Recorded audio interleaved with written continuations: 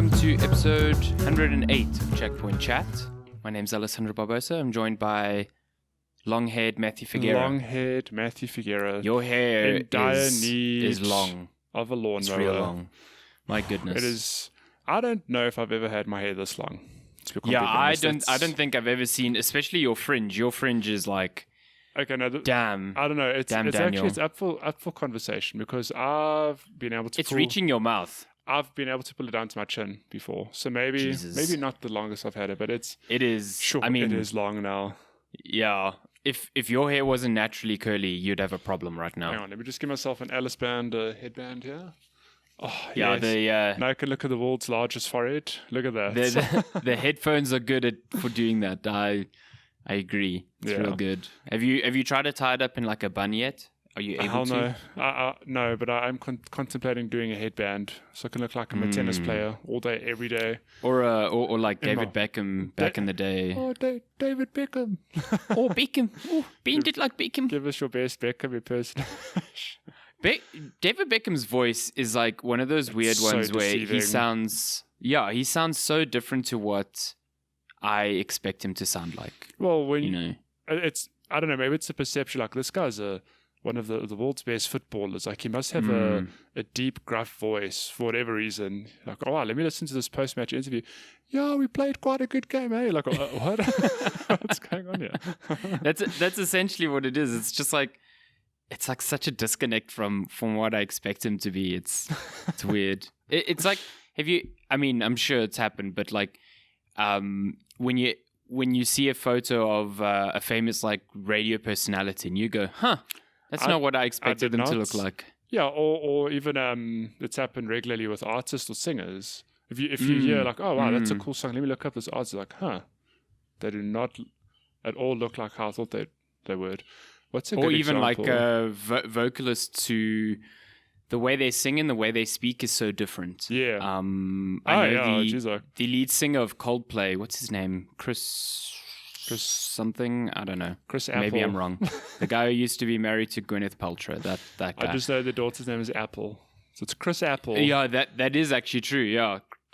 Chris Apple. Let's go Chris Apple. Chris Apple. His vocal, the way he talks is so different to the way he sings. Doesn't he have like a full-on British accent? Well, yeah, he is British. No, but I mean, when he sings, it doesn't sound like that, obviously. It doesn't sound like that. Yeah. Oh, his name's Chris Martin. Chris Martin. Most generic fucking name That is ever. My second guess. Chris Banana, the man, the myth, the legend. Chris Banana. Do you think if they had a second child, they would like name it Kiwi or Pear or something like that? I would hope they'd call the second kid Pen.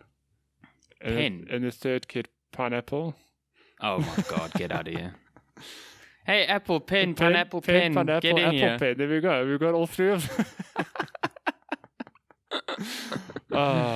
If you had to name your child a fruit, what would you call it? It's a fig, dude. What do you think it's going to be? Oh, yeah, fuck. That's actually way too easy. So my child Fig Figueira. Fig Tweety Figueira. Wow. Get out of Best here. name. Fig Tweety Fig Tree would be the direct translation. That's a stage name. Imagine. This summer, the new action blockbuster featuring Fig Tweety Figueira. Oh, it's me. And Fig is kind of cool because I think it applies to a boy or a girl, really. Yeah. It's just gender neutral. Yeah, it's a completely gender neutral. Well, I guess all fruit names are gender neutral. Yeah. I mean, fruits don't have them genders. No, they don't. But well, maybe there's a biological gender, but I don't know about it. You could take their shape into account, though. I mean, a banana is a pretty male fruit. But banana just doesn't sound like a good name, like at all. Banana, irrespective. Yeah, banana. Get in your banana. Yeah. Oh, then again, so does apple. Sounds really stupid as well. Pen, pineapple, apple, pen. I mean, that's a Kiwi good name. Kiwi just sounds like you calling them a New Zealander. So that doesn't work. Hey, Kiwi. Yeah, Dad. What's up? Tangerine. Tangerine's a good name, though. Tangerine is a good name. I do like that. Or Clementine. Clementine is an actual name. Yeah. So, yeah. We've just jumped into our time machine and we've named the lead character in the Walking Dead games. One of the lead characters. Yeah, it's true. Clementine. Yeah. I mean, very cool character. Maybe the fruit is named after an actual person. Could be. How did they name fruits? Maybe there's some person who discovered a banana is like, yes, I named this after my family name. I Chris Banana dubbed this fruit banana. Is naartjie a South African name for a clementine? No, they are different, I think. This is where I have to dig into my family history and heritage. Father had the typical Portuguese route, owned a fruit and veg shop, so my fruit and veg knowledge is above average, I'd say. Okay. I don't think a clementine is the same as an naartjie. It just seems like the way naartjie is spelt and written. Yeah, it looks like a very Afrikaans, like, you know, that TJIE at the end. It wouldn't be naartjie, it'd be naartjie. Naartjie, yeah, naartjie. Yeah, I love clementines. We're in a great season for citrus fruit, and it's real good. Have you ever had a miniola? A what? A miniola. I have no idea what that is. This is a sort of fruit you get in winter. It is a cross between a naartjie and an orange, and it is delicious. I think it's this time of the year I actually get them. I don't know how common they are or how rare they are, but let me tell you, that's like one of my favorite fruits. I don't even know how to spell it. Miniola. Or is it like a naartjie that's a bit more sweet, or? It's like bigger than a naartjie, and it's, I suppose, maybe a bit more sweet. It's really good. So that good. Sounds lovely. Because there's nothing worse than a naartjie that is, it's like, it's just too watery or just too acidic. You know what I mean? I know. I like that good balance. You got to get that in between spot. I mean, if we're talking names here, I'm going to call my kid Naartjie. Naartjie's pretty good. Naartjie. Yeah. Naartjie. Naartjie. Afrikaans class, the teacher's like, Naartjie. I found out yesterday one of my dog likes slices of a clementine or a naartjie. Really? Whatever. Yeah. What is the weirdest thing you've... Okay, besides a clementine, what is the weirdest thing you fed one of your dogs? Or that pet? They actually like? Yeah. I don't actually know. They pretty. My dogs are pretty snobbish, honestly. They all like peanut butter, which is, I mean, that's a pretty who doesn't like easy peanut way. butter? Yeah, easy way to give them pulls is on peanut butter. Also, but I was super surprised when the one dog ate naartjies, and then we Googled it, and it's like, yeah, citrus. Most citrus, aside from like a grapefruit, is pretty fine for dogs, and really, in moderate quantities. Yeah, there's nothing wrong with it. It's like a juicy snack for them. That's so cool. then I tried to see if any of my other dogs wanted it, and not a single one.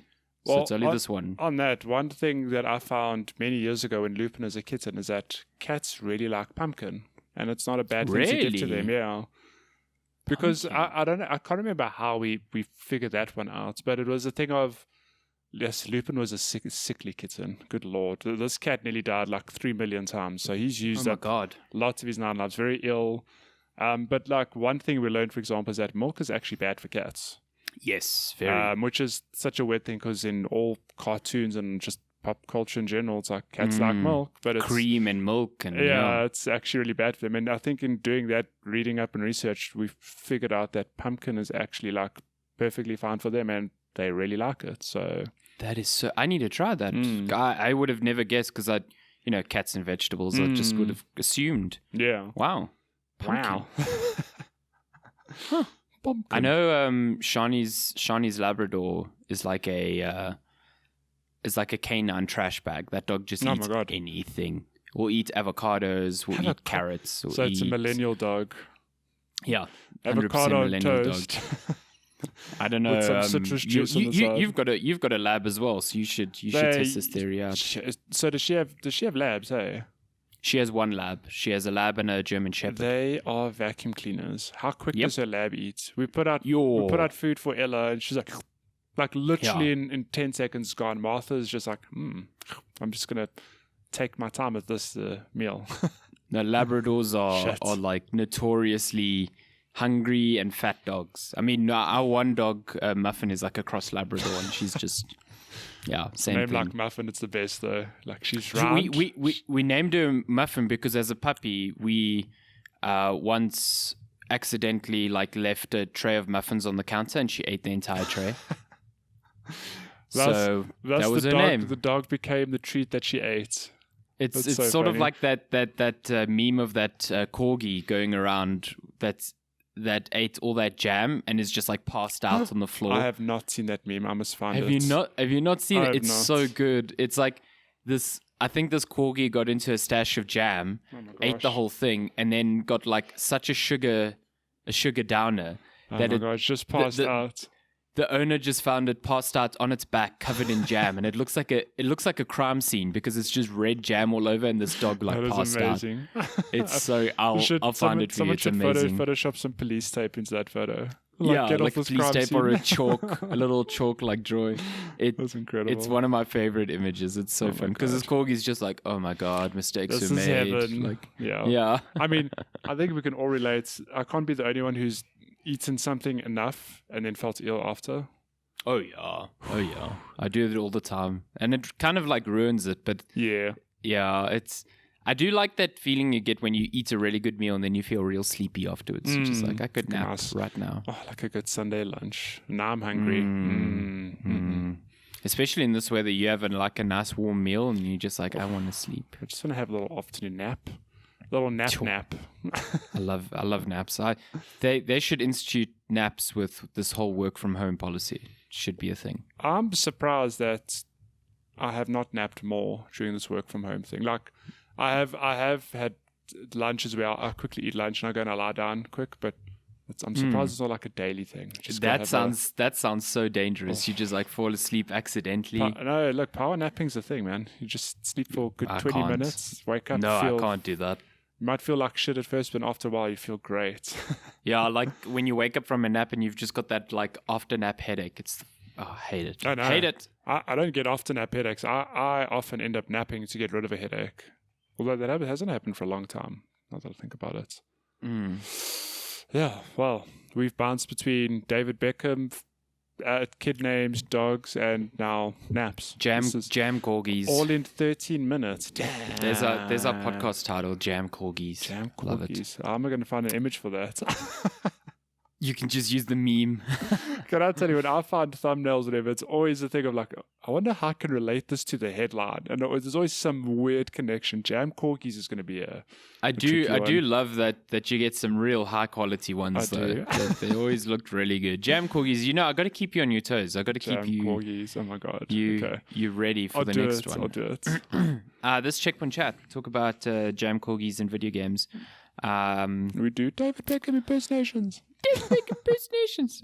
This week we don't have a game to talk about for like 50 minutes. So Oh yeah, we've got I'm some super games, glad but about that. Yeah, yeah. we've got like a couple of games, but not like one all-encompassing we game. won't smack you with the 2-hour episode. I don't think. I mean, haven't started Ghost of Tsushima yet, just because I've You been busy with other monster. review stuff. I got a code for a new game yesterday. Oh Well, Carrion, Carrion. no. It's like a 2D game where you play as the monster. Oh, Like you're like it's like they Oh, call it a actually, reverse horror game. I yeah. actually think I have seen trailers for that. It's like you're a red That rings a tentacle bell. monster, Yeah, that rings a bell. and you fucking up people in the lab. It's great. Ooh. I played the demo a while back, and I really enjoyed the demo. So now I'm playing the full thing for review. Oh, and, that's cool. I can talk about it next week. So, Oh my. but other than that, we've been playing quite a few games together, like Hyper Scape, Hyper Scape, the new Ubisoft's Royale. new Battle Royale. Everyone's got one now. Ubisoft just joined the fray with their Battle Royale, and They added some unique things. Yeah. yeah, let me tell you. I think the Battle Royale, so it's a hot takes, okay? The Battle Royale, I think it's solid. I mean, the Battle Royale formula is fun. 100 people drop down, one person wins, or one team wins, whatever. I do like Cool. a Battle Royale. It's addictive. It's always like one more game, whatever. But there's something with Hyperscape that I can't tell you what it is, but it just doesn't click with me. There's something off about it. But that's just my initial impression. But I don't know. So- what are your thoughts? Yeah, I kind of feel sort of the same. But I think we have to explain what the differences are quickly. So Hyperscape differentiates itself in some big ways from like Call of Duty Warzone and Apex Legends and stuff like that. And I think the main difference to me is just how it handles weapons. So you have you got weapons scattered around the map, and it's basically like one weapon per like class of weapons. So you've got one assault rifle, you've got one like revolver, one automatic pistol, one minigun, one shotgun, blah blah blah. And the difference here is you're not finding attachments or better rarities of weapons to pick up as the game progresses. You're essentially trying to find duplicates, and every duplicate of the weapon you have equipped will level up your weapon to I think it's like five levels max. Yeah. And each level brings with it a certain perk. So like extended mag or additional damage or whatever. And I mean, I was playing with you and John Michael Markle. And both of you made a very good point, which I like started agreeing with the more we played, is that the game really feels like a battle between who has a highly, a kitted out weapon versus not a fully leveled one, because the damage scaling is just so ridiculous between them. Yeah, no, so I agree. It feels like, I think John Michael also pointed out that where a game like Apex, for example, doesn't discriminate against players, is that in Apex you'll pick up a weapon and it'll do the same amount of damage. Where the advantage comes in is the fact that you might have an extended mag or a grip or like a better scope or something. But I, as a person who's just picked up a R301, can still have a chance against someone who's got an R301 with a scope. Whereas in Hyper Scape, it's a thing of, I've got a level 1 assault rifle. It's doing, for example, 10 damage per shot. I end up against someone who's got a fully kitted out rifle and it's doing way more damage per shot. Yeah, they're doing double probably, yeah. And the problem actually is that in Hyper Scape, you can very easily stumble upon a fully kitted weapon.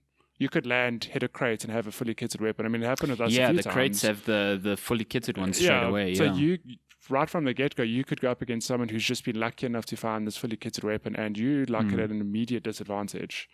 Like, don't get me wrong, I know that having an extended mag and better scope is an advantage, but in terms of raw damage, it's not. So, like, I think on that front, it just, I don't know, it feels like, I don't want to say like unbalanced, because there's a lot of other factors that affected our playtime. Like the biggest one was obviously ping. Yeah, the latency is pretty bad. So I mean, that's not the game's fault. No, that's not the game's fault at all. I think just the speed of the game, because it's, I don't know, it feels more like an arena shooter to me than anything else. So it's like really, really fast. The time to kill is ridiculously high, I think, which really, I don't like the time to kill. I think it's too high. It's not satisfying. But I mean, even on that, I feel like that still plays into the fact that a level 1 weapon, it feels like the time to kill's impossible. Like we had a few games where I had a level 1 assault rifle and I felt like I emptied a whole clip into a person, and I saw the damage numbers popping, but they just did not die. And then there were other moments in the game where somebody saw me and I feel like I blinked and I was dead. I was like, oh my God, like what happened? Yeah, you were saying like getting killed by a fully kitted shotgun was just like almost instant death. Yeah. And I think the sniper is the best example of like the scaling. So at its first level, I think it'll do like a quarter of a enemy's health on a headshot. And at full upgrade, it will be an instant kill. And I think that's I think that's really cool because it's rewarding accuracy, but at the same time, like if I'm having a duel with another sniper and I'm one level below him, he has a much better chance of like fucking me up. I mean, that's the exact reason why I didn't go with a sniper and why I kept running the revolver, because a sniper, it is a thing of you have to prioritize the headshots. Like with any weapon, you should get headshots, but the sniper, it feels like if you don't hit that headshot, you miss it, and then you have to like, put another bullet in, and that takes time. But the revolver, I could empty 6 bullets across the map because there's no bullet drop off in the game, and I almost killed many people just because I managed basically to like sniping people. With the revolver, and it is a thing of like it's not necessarily leveled up, but because I'd have to like sit and shoot, wait. It's me just shooting, reloading quickly, shooting. It felt like, just as that example, like the snipers are completely use this weapon unless you have it fully leveled. And couple that with the latency, it's just like a really difficult, because what I do like about this game is that, like you said, there's no damage or projectile fall off. These are all like hit scan weapons that, the majority are hit scan weapons. You have some lower speed weapons in there, like that Komodo and the Skybreaker. I think it was those like slow projectile weapons. Projectile weapons. But I like that the sniper feels like a railgun. Like I can snipe people from super far away. And that's just a preference of mine. I like arena shooters where that is a thing. I'm not a fan of, I like PUBG and whatever, but in PUBG I was never a sniper because my brain just doesn't work with the whole damage fall off and the bullet drop and stuff. And it's just not how I like to play shooters. Yeah. So I like clicking and seeing death. You know what I mean? Put that on a shirt. Yeah, exactly. So in that respect, like I like Hyper Scape. I also think the powers are pretty cool. So there's no classes in Hyper Scape, but essentially you have 2 slots to pick up powers, which they're scattered around the map just like weapons, and they level up in the same way as weapons. You find duplicates and you level up your abilities, and they can range from anything from like a heal ability, a shield ability, the chance to put up a wall, the chance to transform into a ball and bounce around, which is super fun. I think it's really, really fun. I thought it was such a silly ability until I saw John Michael like evade a whole team for a good few minutes. Just that ball bounce is so good, and man, you can get some distance between you and enemies in that ball because you just bounce like crazy. Yeah. I think your favorite is like a slam. Yeah, purely just for the mobility. Yeah, it propels you up into the air. It's pretty good.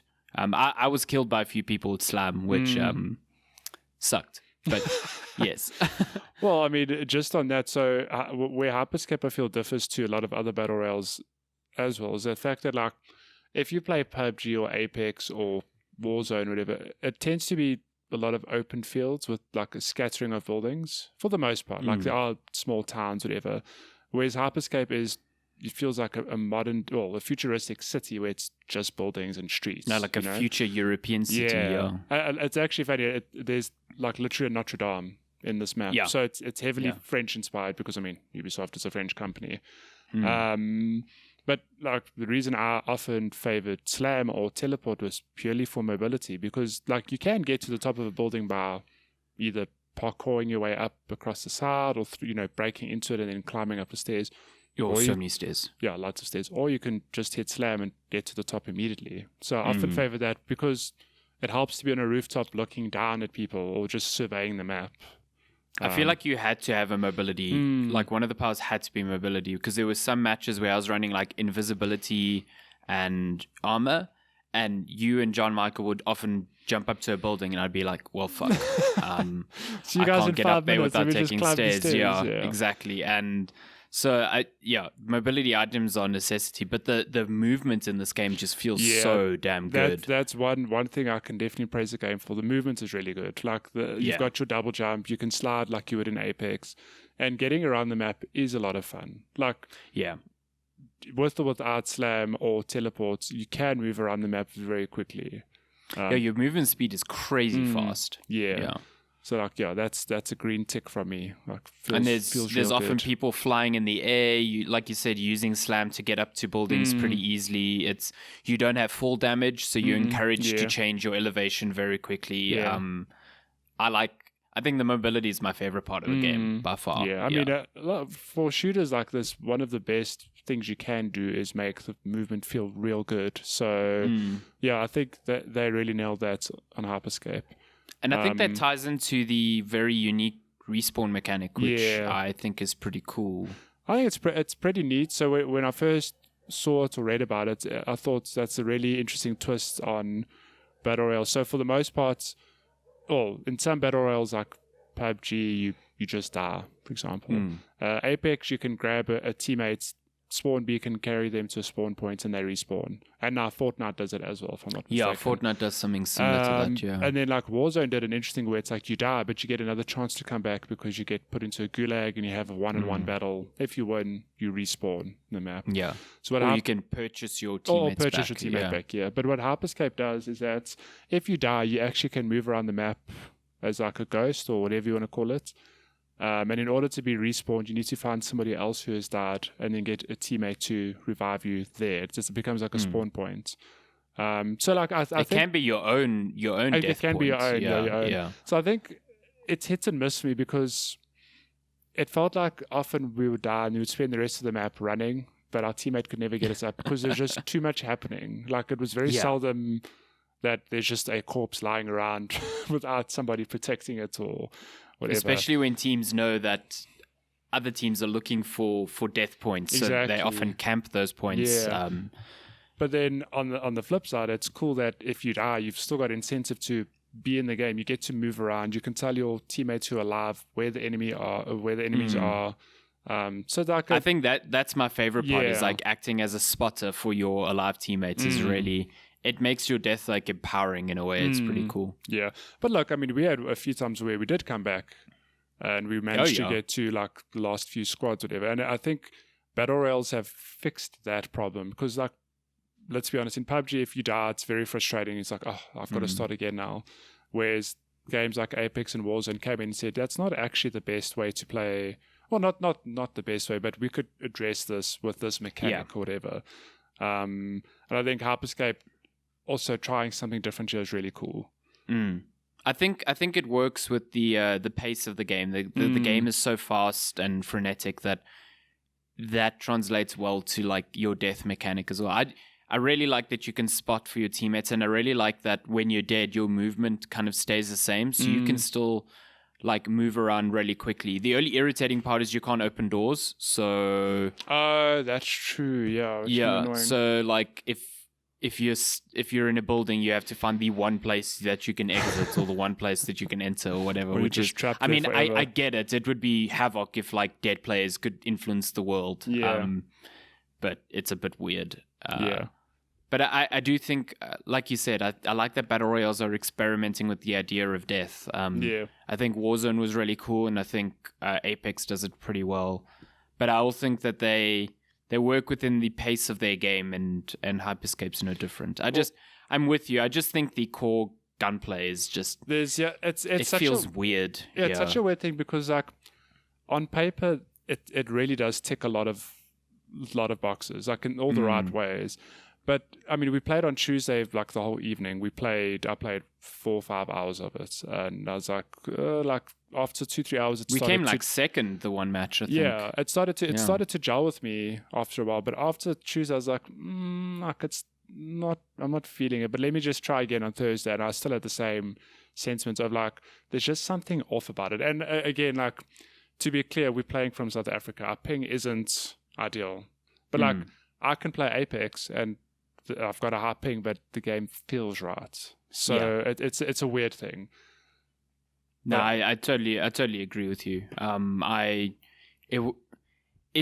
think what it is now is it's fun because it's like different and new. And again, like I just really like moving around in that world. Like I want Ubisoft to make a first person shooter with that movement. I don't know why they haven't, if it's been just sitting there.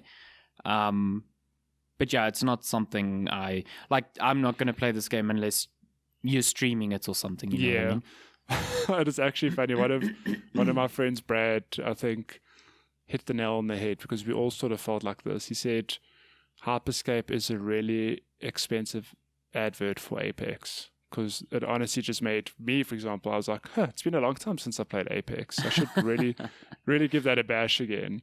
I'm sure Ubisoft's not super happy about that. No, look, that's an unfair thing to say. I think Hyper Scape, it's got like a lot of things right. Like, sorry, I know I'm recapping now, but like just for us and for me, it just feels like there's just something off, and I can't put my finger on it. Maybe it is the weapons. Maybe it is I think it will have its audience. I think it's different enough, and I think it sets itself out more than enough that it's going to survive. It's not one of those battle royales where I'm like, ooh, don't see this having players in a month. You know. Like, No, when we played Crucible, I was immediately like, not for I me. don't see this surviving. Yeah. But Hyperscape, I see 100% just chilling, and especially like with Ubisoft's commitment to their multiplayer games, like we've seen with Rainbow Six Siege. I think even if they struggle at the beginning, they'll find a way. Ubisoft, I think, have proven time and time again they are very good at launching a game, and it might be in like an average state or not a good state, but they're very good at fixing it. I mean, 100%. Rainbow Six Siege is a good example, and I mean it's not the only example. For Honor is a good example. For Honor, I think Division 2 is really struggling to get on that train because they keep bringing out expansions that look good, and then people just fall off of them so quickly. I think people fall off, but I know a good few people who still like really enjoy the Division. They play it religiously.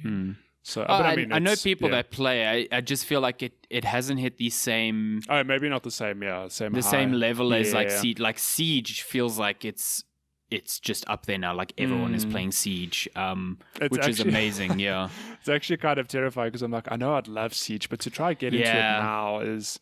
We really should just try one day. Yeah. We really should just try. I did see it on sale because it looks like a lot of fun.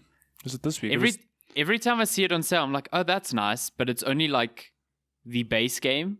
And then it's like, oh yeah, it doesn't have all the operators. But it's, if it's $150, it's enough for me to like dive in. I don't need to have all the characters and just give it a go, I think what puts me off about Rainbow Six Siege is the tilting. Yeah, the tilting's a bit.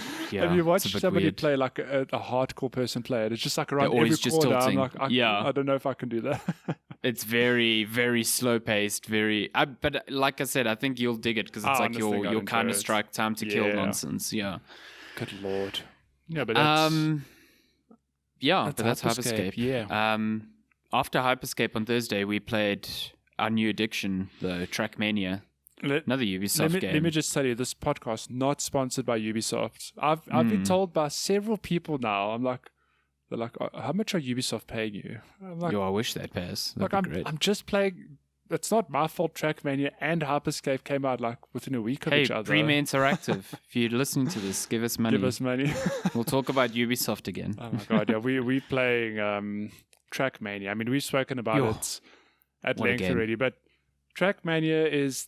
Like, there's a reason I was hooked on it so many years ago. There's a reason I enjoyed Trackmania Turbo, and there's a reason I'm hooked on just Trackmania. And I wish they'd give it a name. Like, I don't like this reboot thing because telling. Well, it's a remake of Trackmania Nations, but they then just called it Trackmania. Call it Trackmania Nations 2. Call it Trackmania World. I don't care. Just give it a name. I think there was a Trackmania World. It was like an online thing. Trackmania Universe. There we go. Oh, there we go. Boom. Because like it's a thing of like, but I own Trackmania. I'm like, but do you own the new Trackmania? Sorry, I'm thinking of Trackmania Universe now. I'm now thinking of Trackmania in space, and it's like blowing my mind. Make it happen. I mean, Trackmania in its current form, you might as well be in space. Yeah, might as well be in space with all those weird and everything. Yeah, I just find it amazing that we are so. I mean, you bought the €10 version. I did. But every time we stream, we are just playing the seasonal campaign, which is 25 levels. Yeah, it's 25 tracks, and we just. I mean, so how it works is on the free to play mode, whatever. Is it arcade? I don't even know what mode we're joining, but long and the short of it is there's 25 maps in rotation, and you play each one for 5 minutes before moving on to the next one. Yeah. So you're basically going through every track just over every 2 hours. Yeah. And it's so much fun. It doesn't feel like 2 hours. It feels so quick. It's actually unreal how time flies with that game, because it is a thing. You're a good case study. I'm a good case study. So on Thursday, you were like at 1 o'clock, you're like, I'm going to go to bed, but I'm just going to do one track. Nearly an hour later. You didn't let me win. That's why I didn't go to bed. But nearly an hour later, we were still playing because it doesn't feel like it. You just do. It's so quick. It just flies through, and like 5 minutes isn't a lot of time, but once you know the tracks, it's enough time to get a couple laps in.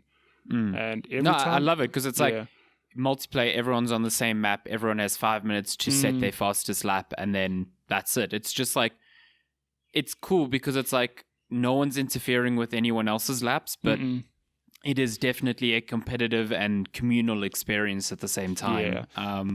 It's real good. I mean, that's a good thing to comment on quickly, is that I think even if you're playing it solo, you'll enjoy the game. But the highlight for me has been just playing it with friends, where some people don't even enjoy the game. I can tell you, John Michael, like as much as he posts times and he's sort of like doing laps, whatever, games like that he doesn't necessarily enjoy, but he's there because he's enjoying the conversation and the banter that we have. He did say he enjoyed it more than Hyper Scape, which is amazing because he's like really, really not well.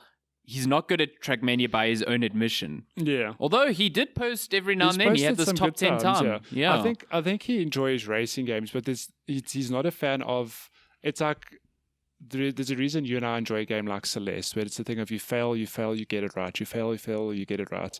Where it's almost, I know for me, it's almost therapeutic of like, just at one time I get it right completely, that high overwrites all the shit I had before. 100%. Yeah. And I think Trackmania is very similar of, like, the more we play it, the more critical we get, like, I nudged this corner, I'm going to restart. And you restart many times, but when you post that perfect lap, you're like, it's so good. The euphoria. He doesn't like that. Like, he hates that. But he's there because the conversation and just the chats we're having are just so highly enjoyable. Yeah, it's a great, I think it's a great game for that, just like talking shit over Discord, or even if you're playing alone, like like listening to a podcast or something like that. I actually spoke to good pal Neelan over in America. I was chatting to him about Trackmania, and he's never played a Trackmania. What? And I never thought it would be his type of game, but he tried it, and he was telling me just how like chill and zen the game is, because it's like you're definitely hunting for that perfect line. So there's some stress involved, but your brain almost like clicks into like this autopilot mode. Yeah, it's like automated almost. Yeah, it's just not, it is zen-like, despite you like trying to shave off hundredths of a second off of time. And I think that's the beauty of Trackmania. It's really good. And I think it's criminal how much content they're giving you for free, because I've played so much of this game, but it's like every 3 months they're going to be putting out a new season, new campaign. Well, my thing is, I mean, okay, I paid $10. I've played the game for 15 hours already. I mean, I've streamed it, actually probably more. So I streamed it 3.5 times, so like say 17 hours. Yeah. And it gives me great joy knowing like we'll fall off it now, maybe, but we'll be back in 3 months. Yeah, to try the new levels. So yeah. And if you pay the €30, you have custom levels that you can play at any time. Can make a club. Yeah. I'm very tempted. I mean, I need to investigate more, because my only real criticism of the game is the tiering isn't very clear. It's like, hella confusing. It's so confusing. And what I'd really love to do, honestly, is just have a server. Like, I know it means nothing that we're on a server with 50 random people, whatever. But it would be nice to have our own server where the only cars you see are just us, and I could choose custom levels. But now I don't know if I pay that €30, if you guys have to pay €30 or the €10 tier, or if it's a thing. I think we do, yeah. I think the only way to interact with clubs are basically a collection of like custom levels, as far as I can tell. But I think you need to pay €10 to actually play clubs, and then €30 to create clubs. To create a club, yeah. Yeah, I think that's how it works. So like for all of us to play a certain club online, like we'd all at minimum have to pay €10, which again, you've said you've played 17 hours of this game. It's really not that much money. No, not at all. No, but I mean, like, even for that, it's a thing of like, I almost want to pay the €20 difference, because I'm like, I love this game. I want these dudes to keep putting out content. I mean, they're going to, but shit, for years to come, it'd be cool to know every 3 months, or even randomly, we can just pop in like, what maps are on rotation? Like, let's just give it a bash. So I just love it. It's like comfort food. You know, you come for something and you get exactly that. Like, you know what you're getting into. And it's just, to me, it's like such a pure racing experience. It's really fun. I mean, like we've said, there's no like this will be maybe a negative for some people, but there's no customization that you can change your tires or change the weight of your car or whatever. Everyone's got the same car, so it's your time really is just based on your raw performance. So it's your raw performance and your slow understanding of its mechanics. Like accelerating or braking in the air will actually slow you down or speed you up, or turning in the air will actually rotate your car, or stuff like that. So I think if you brake and turn in the air, you actually rotate your car. Actually rotate, yeah. Yeah, which is, there's small little things like that aren't crucial to just enjoying the game, but as soon as you start getting into like the hectic parts, like when we were playing on Thursday, we had that one guy who was in your chat for your stream, and he was posting times that were always way faster than us. Yeah. And he was giving us tips on some tracks, like, oh, just kiss the side of this track and you'll get a small little boost or whatever. Who would have figured that out? It's like, makes no sense to me, but it works. You're going to ramp over here, get this jet power up, and then instead of landing on the track, just touch the side of it, and then it's like, okay, that's just like next level. Or like Dragon Keegan, he's watched a lot of videos of like world record runs on tracks, so he knows what lines you should take or what tricks you should do, but even knowing that, you need to execute. You need to execute it, yeah. Because some of those lines are so precise. Yeah. Like, it's crazy. Just knowing them is half the problem, yeah. I wonder if this game, I know it's only on PC right now, right? I wonder if it will make its way to console, because like with crossplay being a thing, I don't see why not. Like I think just the issue on console would be like hosting your clubs and creating levels. I mean, and Trackmania Turbo was designed as a console Trackmania, and it like, you know, it leans so hard into the console stuff that it kind of left behind what a lot of people consider the spirit of Trackmania in the process. So I don't know. I agree with you. I think it would be great to be on consoles. I just wonder how they would balance it. You know what I mean? Sure. Joe, what a great game. That's Ubisoft Hour. That's Hyper Scape and Trackmania. I want to play more Trackmania now. It's so good. It's too addictive. Holy moly. I mean, I went to bed. This is bad. I went to bed at like 2:30 on Tuesday and Wednesday and Friday morning. Yesterday? I start work late, so it's fine. But still, it's like that's going to bed way too late. I mean, even on weekends, I don't go to bed after like 1 or 2 in the morning. Yeah, no, it's just a sign of a good game. One more track mentality. It's so bad. Yeah, and each track is just 5 minutes. You're like, oh, what's 5 minutes? And then it's an hour later. Yeah. But have you played anything else this week that you can talk about? I've played Rocket Arena. So I couldn't talk about that last week, but now that it's out, I can. I won't talk about it much because there's not really much to the game. I feel like. Essentially, what Rocket Arena is it's like a hero shooter, 3v3 matchups. But the core hook here is that every character has some variation of a rocket launcher. So some characters will have your pretty standard like shoot in a straight line rocket. Some will have ones that shoot a lot faster and more accurately. There's one character who's like a pirate who shoots like lobbed. They're almost like lobbed grenade rockets and stuff like that. So that's the core hook. And each character has, you know, their own specific abilities, pros and cons, stuff like that. But the game kind of tries to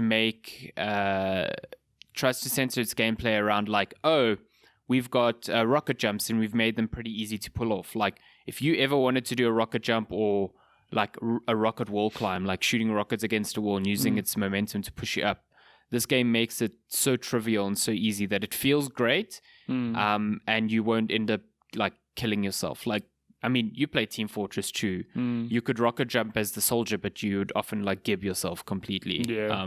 In this, your own rockets do not hurt you, so you can fuck up as many times as you want and still get around. The problem is that the maps, I mean, it's 3 versus 3, and the maps are so small and condensed that I don't even find myself using rocket jumps at all.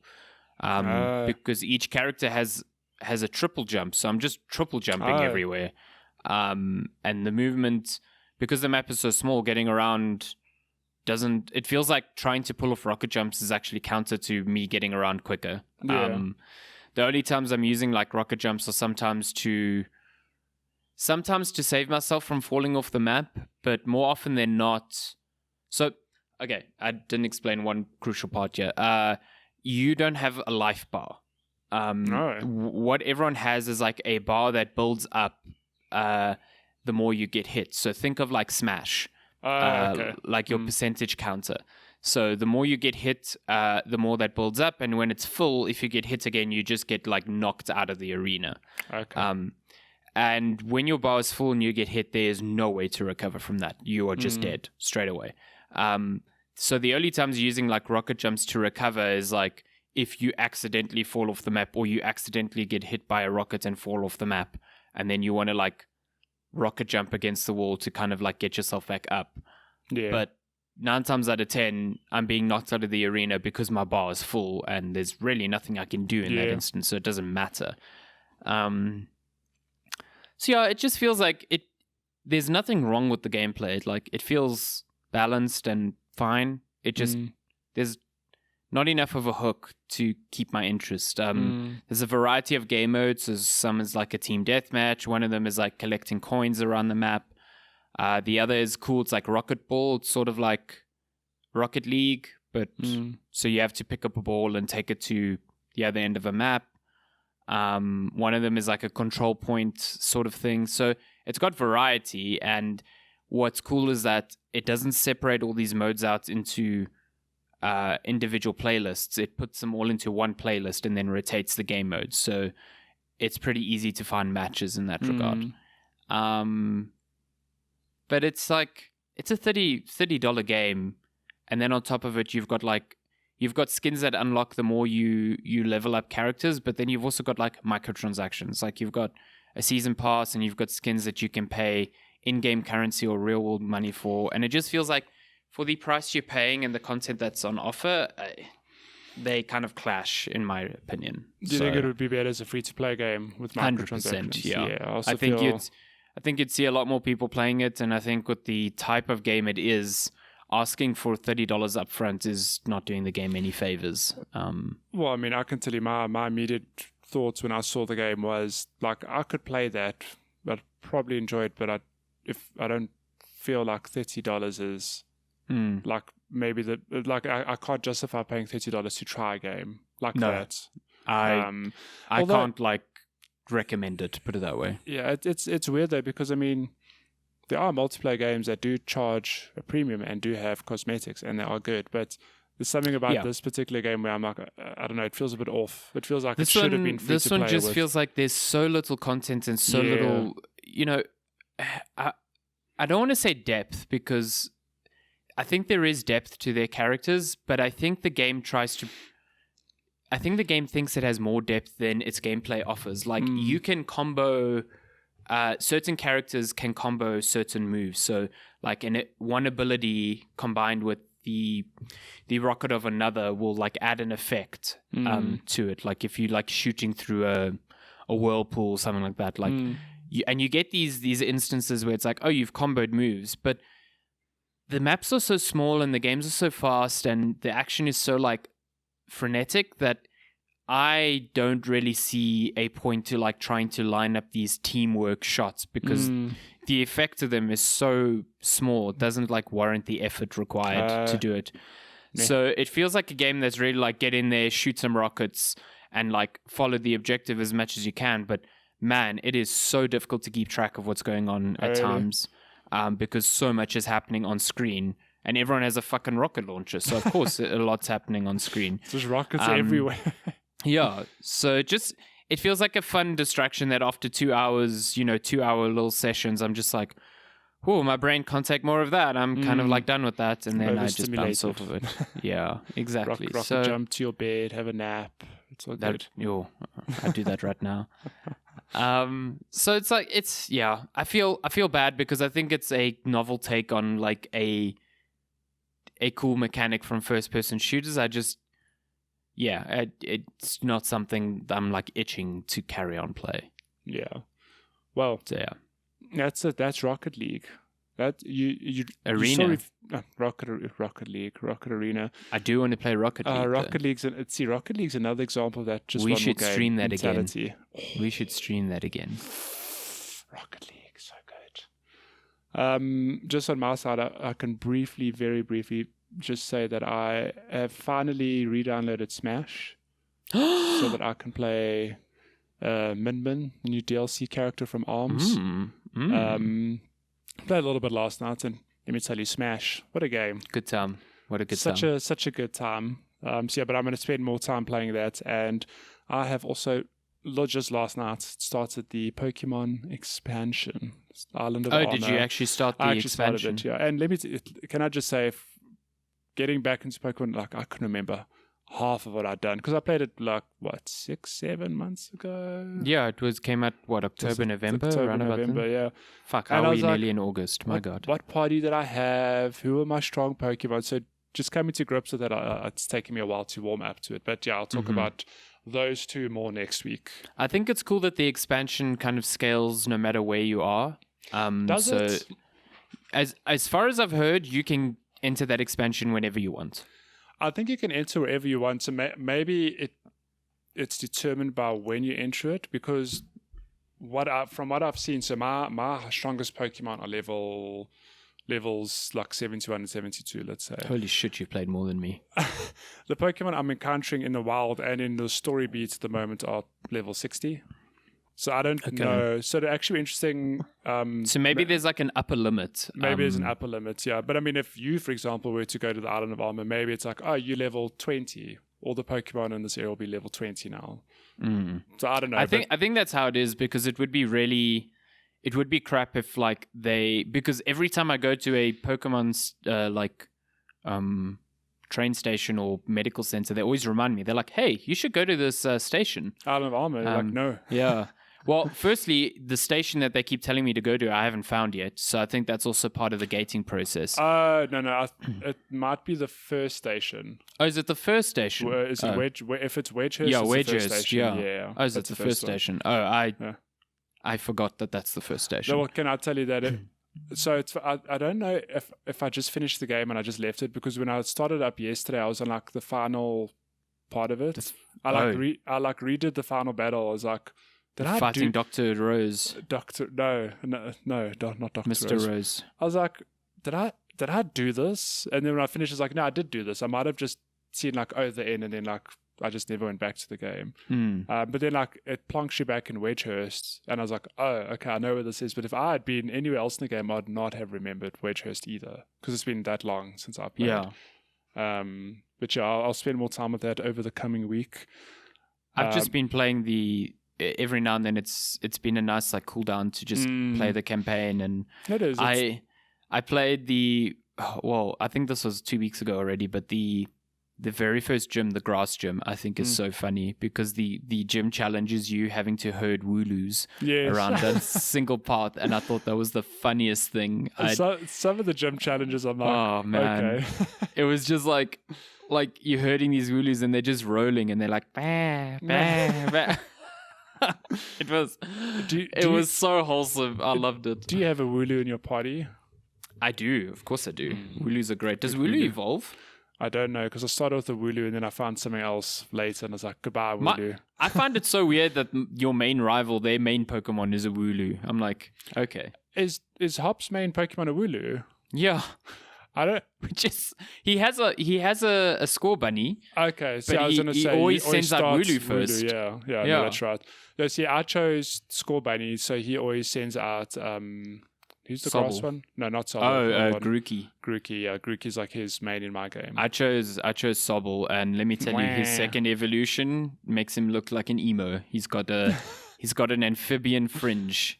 It's very weird. Score bunny was a good pick. Score Bunny's evolutions look awesome. Yeah. It's good. I also kind of like his first one, how he's always hopping from one foot to another. He's always like... It's good time. Yeah. So I'm going to spend more time with that over the coming week, and I'll share my thoughts with Min in Super Smash, and then the Island of Armor. I'm really surprised they chose Min as the ARMS character. I really thought they were going to go Helix. The Jello Man. Just in ARMS in general. Can I tell you that just looking at the DLC characters, because I missed the first pack completely. So the Min is the first of another pack. The second 6, pack, yeah. So the Persona character, Mark, that makes sense. Like Persona's beloved franchise, cool to have it represented in Smash. And the other ones, I'm like Banjo-Kazooie, yeah, cool. I can see that. That's a good little Microsoft partnership happening there, whatever. But then the other three, I'm like, who asked for these? Wasn't the one like a guy from Streets of Rage or something like that? Yeah, there's Terry from Streets of Rage. There's a character from Fire Emblem Three Houses. Yeah, And then- people were pissed about that because it was like, we have so many fucking Fire Emblem characters. Yeah, and then I don't remember who the fifth one is now, like off the top of my head. But I'm like, it's such an opportunity to have these cool. It's actually, think of it like Mortal Kombat brings in RoboCop and Terminator and all these like other. Could you imagine RoboCop in Smash? In Smash, okay, yeah. But my point is like, think how cool it is to bring those franchises into like the fighting world, whatever. And Nintendo doesn't do it with movie or comics, for example, but all the gaming franchises with many characters that could lean into. It's just like, why did you choose these people? Like ARMS makes sense because there is no ARMS character. It's a Nintendo franchise. Yeah, it's a Nintendo property, so they had to get that in there eventually. I'm curious to see who the other five are. Yeah, I know that the Sakurai said the list is like locked, so they're just making the characters. They know exactly who it's going to be, but I'm just glad that to me the Persona one was such a surprise. And I'm just glad that it exists because that means there's now an amiibo coming in September for Joker, and I am 100% getting that. The amiibo also looks fucking awesome, so yeah, I'm super keen. I want to see what the Min Min amiibo looks like. I think it'll look pretty cool as well. Ooh, yeah, they could do some cool things with that. Yeah, there was a suggestion someone made where they were like, what if the ARMS character isn't one of the characters? It's just like a default palette, and then you can like change between all the character skins on it. And I was like, that would have been a cool idea, actually. See, I don't know ARMS enough to really comment on that. I don't know if Min Min does have like specific moves from the game. They definitely do. Yeah. Okay, so like maybe that's why. But yeah, a default palette would have been nice. But yeah, I'm having a good time. I really thought they'd go for Jello Boy Helix. Jello Boy, but, he's a sticker. Don't worry, he's there. He's cool. He's fucking weird, but I like him a lot. Jello Boy. This is definitely a jam themed episode. Oh yeah, jam corgis, Jello Boys. We good. Should get to game releases. Would you look at that? We're nearly at an hour. And we're like, this episode will be short, eh? I think, yeah. I'm not going to say anything. Say nothing. Say nothing. I will say nothing. We are looking at game releases from July 18th, which is today. Oh God, I went past. To July 24th. My God. What is coming out? A handful. A smidgen of games here. We've got Rock of Ages 3, Make or Break. Now, Rock of Ages is like a puzzle game, physics puzzle game. Nice. That looks pretty fun. So this is the third one, and it looks cool. It's out on PC, PS4, Xbox One, Switch, and Stadia. Rock of Ages. That's July 21st. Now, this name sticks out to me, so I have to look it up. Necrobarista. Oh, wow. You're going to make coffee for the underworld. Barista. Yeah, I'm hoping that it's just that. So Necrobarista is an upcoming visual novel in development by Route 59. Let's see if I can get a description. In a back alley cafe, the dead are granted one last night to mingle with the living. Necrobarista follows a dynamic and diverse cast of characters as they navigate Melbourne's hipstery coffee culture, the questionable ethics of necromancy, and the process of letting go. That sounds pretty cool. Yeah. I'm actually down for that. That says this story is about death and coffee. The two... Oh, a soundtrack by the same person who did the soundtrack for Florence. Oh, interesting. I'm in. Downloading it just for the soundtrack. Yeah. So that's out on July 22nd on PC. Also on PC on July 23rd, Roki, which I'm very excited for. This is a like adventure game that is influenced by Scandinavian folklore. Oh wow. But it's got a really gorgeous art style. Nice. It's out early on PC on the 23rd, but I do know it's coming to Nintendo Switch as well. Oh, that's but man, cool. It's got this platform. Like real watercolor look to it. It's like set in very snowy mountains. I think it looks awesome. So you're down for it. So Roki is an adventure game inspired by Scandinavian folklore, a dark contemporary fairy tale underpinned by a touching narrative, an alluring art style, ancient puzzles, and atmospheric exploration. Goddamn. Yeah. I'm stoked. I'm stoked for this game. I need to look this game up. It does sound good. Also on July 23rd and coming to Switch, Crisis Remastered. How Crysis do you think runs it'll on look a on Switch. Switch? I mean, I know Switch. Yeah. Crysis is old, but is the Switch They really put out a best trailer, a place? gameplay trailer for it yesterday, and so it runs at 720p and is 30 frames per second, which I think is the most you could have asked for. But it's got some cool. I think the lighting enhancements actually make a big difference to the game. Yeah, But still, I don't know. Switch to me is just like if you've never played Crysis and you never a Switch, cool. Like Yeah, maybe worth picking up. But if you've played it on PC, yeah. There's no way I'm clamoring to play it on There's no way. Switch. yeah. Yeah, so that's a weird one. I think it's more weird because like they delayed Crisis Remastered on every other platform, but then they're like, oh, the Switch one's still coming out It's though. still coming. We're not So- going to change a single thing. Yeah, I just don't get that. So Yeah. whatever. The final game out this week on July 23rd is Carrion, which I mentioned earlier. It's out on Yes. PC, Xbox One, and Switch, and it's also part of Xbox Game Pass. Oh, interesting. So you can pick that up for free on PC and Xbox. Well, free, operative word. Free. Yeah, free, asterisks. But yeah, that's game releases for the week. That's it. That's Should we it. get to News? good news? Yeah. Good news. What do we begin All with? game news. What do we begin with? I know the big thing this week for me was Microsoft spoke about some xCloud again. Yes, but Um, not just any xCloud news. I mean, Not just any xCloud news. So xCloud is officially launching in September. It will be called something else when it launches. Not xCloud. they should. I feel like they should have said what it would be called. Yeah, Just to, like, get the ball rolling. I mean, it's like if we like a month and a bit away from the launch, just give it a name. But the big news is that it will be included with Xbox Game Pass Ultimate, which is the $15 tier, which gets you Game Pass on Xbox, Game Pass on PC, and Xbox Live Gold. Now that will include xCloud for free. So for $15, you're getting access to 4 services, which is just It's Microsoft insane. flexing. Yeah, It's just, it's so much value. It really is unreal. I did wonder if they would bundle it. If it was not Xbox Game Pass Ultimate, I did think there would be like a $20 tier that included everything.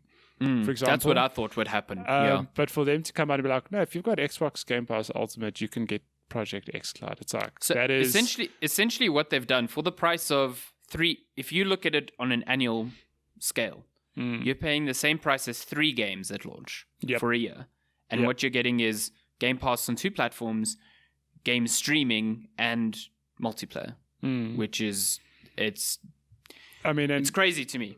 Remember, Ultimate also includes like Live Gold, which is okay. I know you said multiplayer, but you're also getting just some free games every month. Oh yeah, you're getting the 2 or 3 games per month, and on Xbox as opposed to Sony. If you decide to end your subscription, you still have access to those games. Oh really? I did not know that. That is so interesting. They essentially get added to your profile, so you own them. So as long as you've redeemed them, they are yours, irrespective of your subscription. Shit. So I think that's cool. I think next gen is just it's going to be Microsoft so is really interesting. punting this service stuff. They really like in services. I think they running circles around Sony. Like I know Sony's still very mum on like for all we know, PS Plus is going to change and it's going to include something or this or that, but it doesn't. They haven't said anything. It's like PS5 is coming. It's going to be this premium console that you like have to buy for an experience. Get this premium experience, whatever, from our next gen games. Where so Microsoft are like, well, here's xCloud. You can stream to all your devices. It's bundled with Xbox Game Pass Ultimate, which is the Netflix of games. You get access to more than 100 games. Oh, by the way, if you've got an Xbox One, don't worry, we're not locking out from the next gen of gaming because Halo Infinite and all these other games are coming out like multi-platform from day one for at least the first few years. So it's like completely different approaches, and I wonder like what will happen next gen. It's sort of why I want Microsoft to do well in this gen, because I just like so many of their what I think are very pro-consumer policies. That's not to say that Sony is anti-consumer, not in the slightest. That's what you said. Take it out of context. It's definitely not that. I just think, if I wasn't in the position that I was in and could afford, either or console, and I had to make a choice between the one, if someone came to me and said, I just want to play games, which console do I get? I would 100% say an Xbox at this point, because the fact that you can buy an Xbox and on the day have access to hundreds of games with a single subscription is just such a big benefit. Whereas the PS5, you pick it up and you've got to pick up games piecemeal immediately on launch day. So I think like out the gate, Microsoft, for people who are trying to establish their games library, it's just far and away a much better choice at this point. And I still don't understand the shit that people get. Like people are like, oh, but they don't have exclusives because it's on PC. It's like, okay, but do you have the PC to play those games? No, it's like, no, but they're not exclusive. Like, who gives a fuck? Like, who cares? But like, those are the same people who get mad that Horizon Zero Dawn and Death Stranding are on PC. Yeah, exactly. Like if it wasn't a market that was lucrative, Sony would not be aiming to try and capitalize on them as well. Like it's a separate. Like honestly, I think we form a small minority of gamers where we have both. Like, you have all three, for example. But like, I have a PC and an and a PlayStation. PlayStation, yeah. But they're not the same. Like you have people who are either PC gamers or console gamers. So if as you as Sony bring out Horizon Zero Dawn to PC, you're just targeting a whole new market. And put it this way, money. So if Microsoft's services like their Game Pass wasn't on PC, would it make you buy an Xbox? Probably not. No. But the fact that it's supported on PC, you are paying money for Game Pass, so they get an active sub by putting it on another platform, and potentially you're buying games that you can play on PC. So at the end of the day, Microsoft still makes money. Like, it's like sound business to me. I can tell you, like, I probably won't buy an Xbox because you have a PC. I've got a PC, but chances are I will subscribe to Game Pass. So I'm going to be giving Xbox money in some form anyway. So, exactly, and that's their goal. Like, they are really not concerned about how. Like, that's why lately they've been touting Game Pass subscriber numbers over console numbers, because to them that makes more sense. Like, it doesn't matter how many consoles they sell. Yep. It matters now how many subscriptions they have. Like, Netflix doesn't have a Netflix box. They don't give a shit. They care about being on every platform. The Netbox. The same with Apple. You look at Apple TV. They had this set box, and they were like, you can only access Apple Music from the Apple TV, or you can only access our streaming exclusives from the Apple TV. And even they've given up on that, and they've put out Apple Music on Android devices and smart TVs and stuff, because at the end of the day, the access is more important. It's more important, yeah. Like, why gate a subscription behind an expensive piece of hardware if you don't have to? You know what I mean? So it's interesting. And again, not to say Sony's doing a bad job. They are sticking to more traditional console cycles. And that could work out for them because, hey, their exclusives definitely make me want to buy their hardware. So they've got that. Yeah. But this next gen is just so fascinating. I think Microsoft's like hitting all the right notes. Yep. To me. You mentioned Halo Infinite being cross-gen. One of the big things that people seem to have an issue with is this idea that because all of Microsoft's first-party exclusives are going to be cross-gen, that it's holding back the power of what these games can do. So, firstly, Phil Spencer, head of Xbox, refuted that claim, but he also came out and said that first-party studios aren't mandated to support cross-gen from Microsoft. They are given the choice.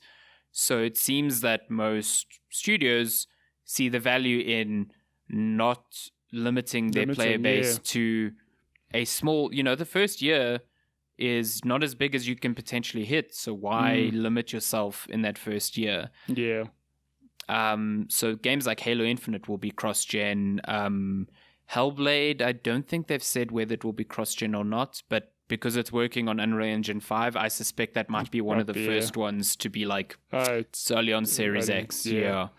But like you've got all these third-party games as well, like Watch Dogs and Assassin's Creed and stuff like that, all cross-gen. So like, whatever.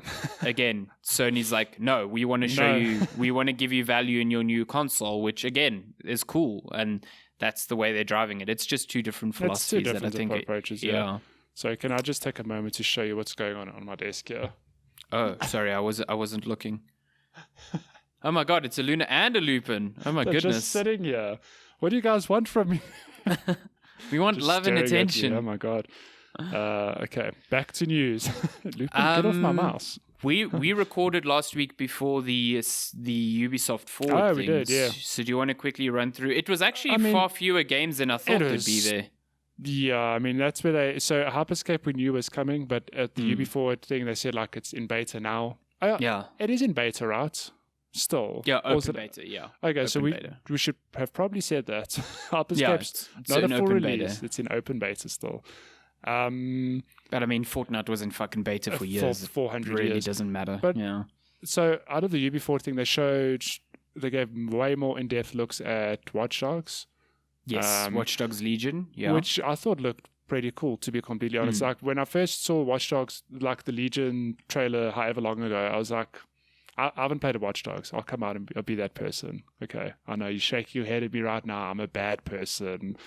But when I saw Legion, I was like, I haven't received my Watch Dogs 2 free code yet, which is really annoying. But yeah, I don't know what's up with that. You should play that because that game's fucking good. Yeah, I've heard it's really good.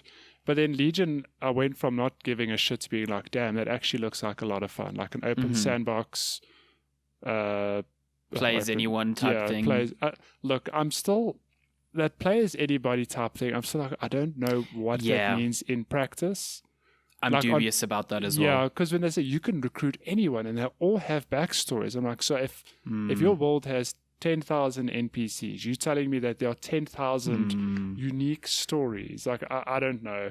So when I played it at E3 last year, the sense I got was like, yes, they have backstories, but it's like almost cookie cutter play blocks type of thing. It's like this character fits this archetype, so they come from this background. So it's like a very predictable backstory. I think it's like the way I envision them executing it. It's a bit like Animal Crossing. So like Animal Crossing you can get up to 300 different villages, but they all fall into one specific archetype. Yeah, like this person is like a gym dude, whatever. So I'm almost like, is it going to be that where it's like it's a construction worker, so they obviously like really strong melee combat, but you can have that same person applied to like a personal trainer and a this. So I don't know. I want to see what it looks like. I think that's what it is. Yeah. I do. I think the part of the play as anyone thing that does grab me is that what you just said now, the different traits. So if I'm playing as a specific character, they'll be better at gunplay or sneaking around, whereas this person will be better at brawling. And I think that's cool. What I find weird is that they seem to have taken out, I don't know if it's an option or if they just straight up took it out, but the idea of permadeath. So when I played it last year, every character, if they died, they died. And I think they've taken this out. Yeah, I hope it's an option there that you can still keep on, because I think that really gives weight to the play as anyone thing. The one thing about Legion that is, again, it could be just the way they're demoing it, but man, it seems so much more focused on gunplay now. Whereas, Watch Dogs 2 was certainly not that. Can I tell you, so someone who's never played Watch Dogs 2, I distinctly remember that game being lauded for like, you can play it guns blazing if you want, but you can also do the complete opposite and be like just hack your way through the game, for example. Yeah, that's how I played it essentially. Holy shit, the gameplay they showed, was just like pure, like a fucking third-person shooter. Yeah. So I don't know, like maybe that's just what they showed, but maybe you can still hack your way through the game, whatever. I don't know. Yeah. I'm curious to see what. Watch Dogs 2 had gunplay, but the only gun I used was the very short-range stun gun. Outside of that, I was using my melee weapon, which I'm almost certain was killing people because this dude's melee weapon was like a pool ball in a sock that he was just fucking whacking people on the head. That is killing people. I don't care what you say. But then, using all my like gadgets, like my drones and stuff like that, and sneaking around. I found it way more satisfying than just shooting people. And it also, in the context of Watch Dogs 2 story, where you were playing as like these millennial teen hackers, well, not teens, but like early 20s. Like, to me, it didn't make sense that they were mass murderers. Just go murdering people, yeah. Yeah, it made absolutely no story sense to me. So, yeah, I don't know. It's weird, but I'm keen for Legion. I think it looks fun. Yeah. Also showed Assassin's Creed Valhalla, which, man, that game looks like Witcher 3, doesn't it? It sure does. Yeah.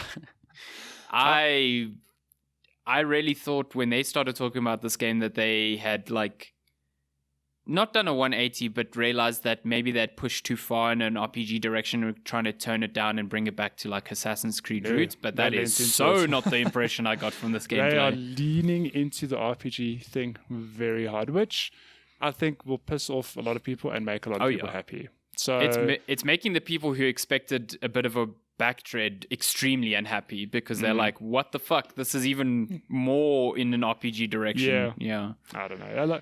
Look, it looks cool. Like, it looks cool. I think it looks cool, but I mean, I'm still behind on Origins. Oh my God, Luna, don't push any buttons on the keyboard. I'm going to pause the recording here. I still need to play Origins and Odyssey. So I can't really comment, but I think the Valhalla, the setting, I'm like, that looks really cool. Like, to play as a Viking is very The setting cool. looks awesome, yeah.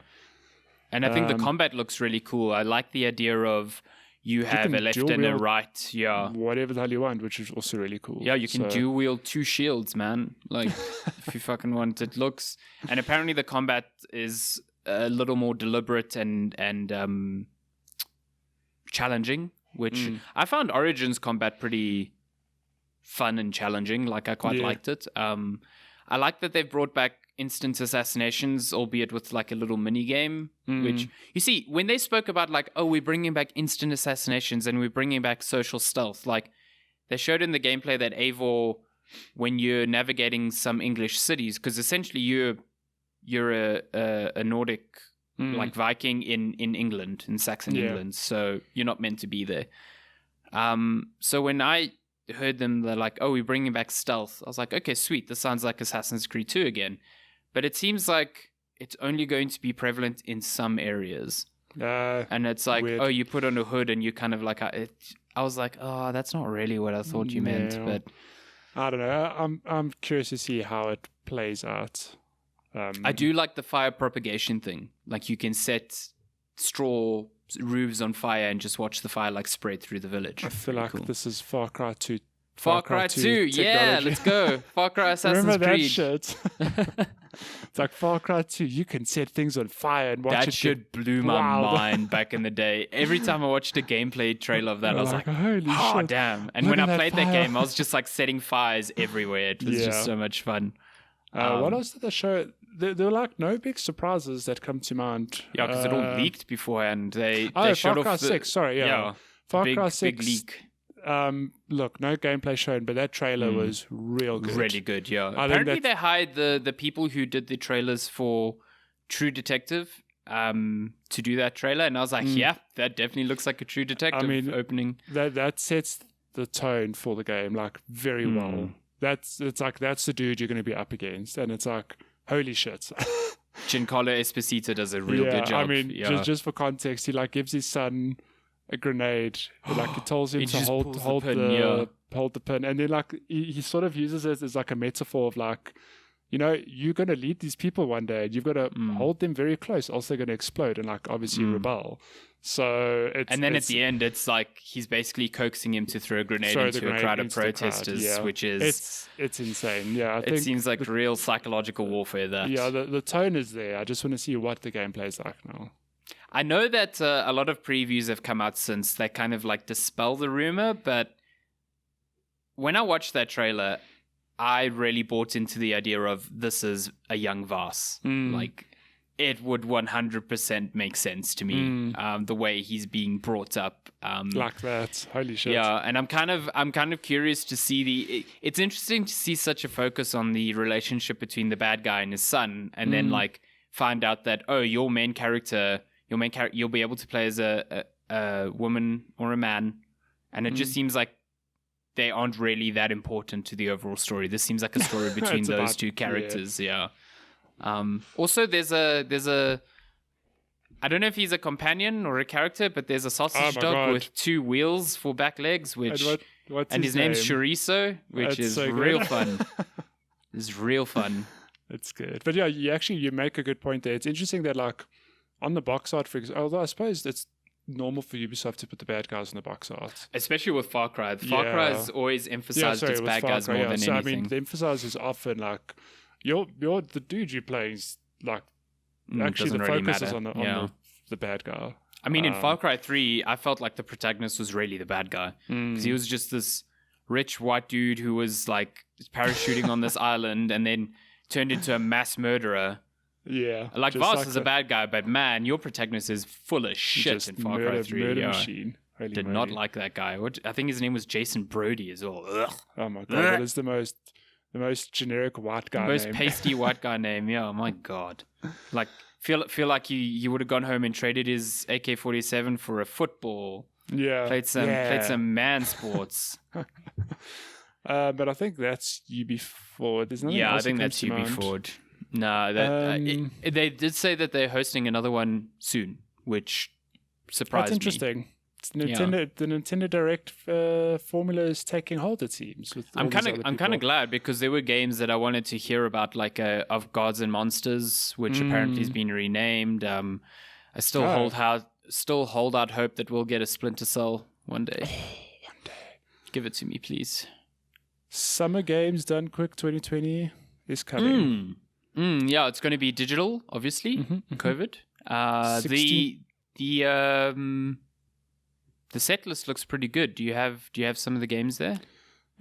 Demon Souls, Streets of Rage 4, Rayman Legends, Shovel Knight, King of Cards, Super Mario Odyssey, Secret of Mana, Amnesia: The Dark Descent, Batman: Arkham City. I mean, there's some. I would love to watch an Odyssey speedrun. An Arkham speedrun. Odyssey. An Odyssey, yeah. Oh yeah. And Demon Souls, yeah. Yeah. So that's coming, and I love games done quick. It's just like comfort food I leave on in the background for the whole week and just watch 100%. People break games. That's essentially what I do as well. Just put that Twitch stream on, let it go. It's a fun time. Trying to find more news. Microsoft Flight Simulator's coming in a 10-disc physical version, which is just wild. Yeah, and it's out like next month in August. Dual-layer DVD discs. I mean, listen. That is just... Do you even have a disk drive? No, I don't. I have no disk drive, so it's like, just give me a download code. That game looks so good. It looks insanely good. It's just, I kind of just want to play it just for the visuals, because holy shit, it looks gorgeous. Do you have Game Pass? Oh yeah, it will be on Game Pass. Woo! Well, look at that. Look at that. I basically own it. Yeah. Yep.